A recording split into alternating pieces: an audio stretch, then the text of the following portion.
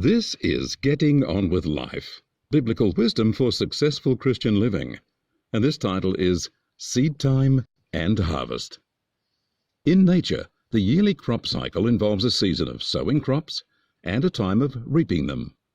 That cycle is so obvious it almost seems childish to mention it, yet it is so profound, the Bible highlights it for us.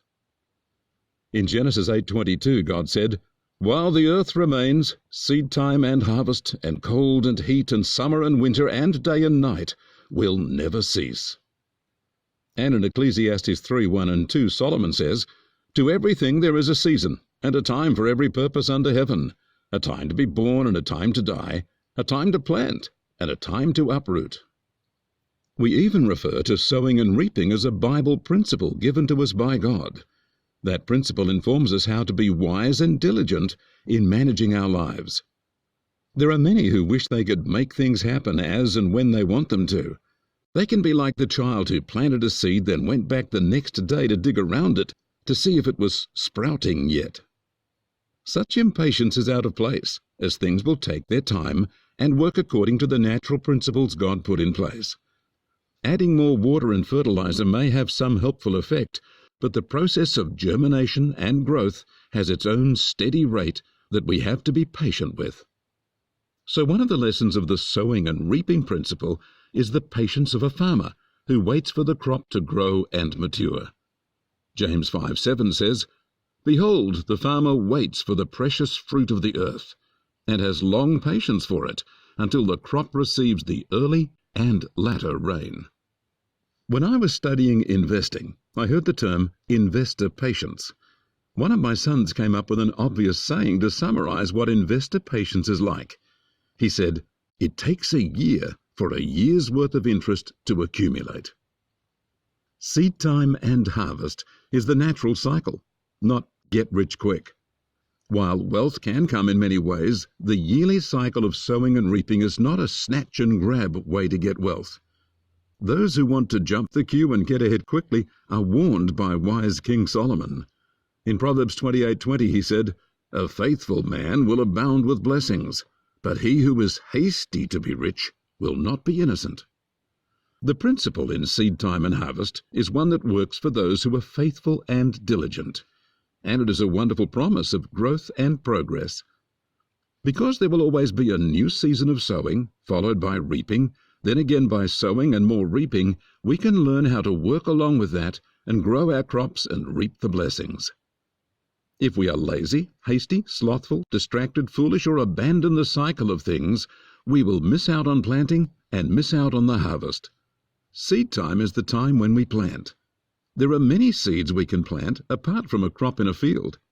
Seeds can be of learning and knowledge, and of investment and input, and of witnessing and preaching. The principle of sowing and reaping prompts us to keep on sowing, whenever and wherever we can. The more we sow, the more we can reap in due course. In Ecclesiastes 11:6 we are told, "In the morning sow your seed, and in the evening keep at it, for you do not know which will prosper, either this or that, or whether both will turn out good." Those who are diligent in building their business will automatically sow more seeds of promotion and energy into what they are doing. They are the people most likely to succeed because they are employing a Bible principle. Harvesting is also a significant thing, since the crop won't wait forever. If we are slack about bringing in the grain, it rots and is lost. That is why King Solomon lamented about the kind of man who won't get up and work in the harvest season. In Proverbs 10:4 and 5 he said, "Idle hands make one poor, but diligent hands bring wealth. He who gathers in summer is a wise son. He who sleeps during harvest is a son who causes shame." When the season for harvesting comes, that's not the time to go on holiday. While there is a natural cycle of seasons, so you simply can't sow at the wrong time of year, and you have to wait for harvest time, that is not the case universally. You can always sow some things, like righteousness, love, and friendship. You can always sow the gospel seed into people's hearts. God can give you a harvest of blessing and peace, salvation, deliverance, and rest outside of the natural calendar. If you are sowing the wrong things at the wrong time, you will suffer the consequences.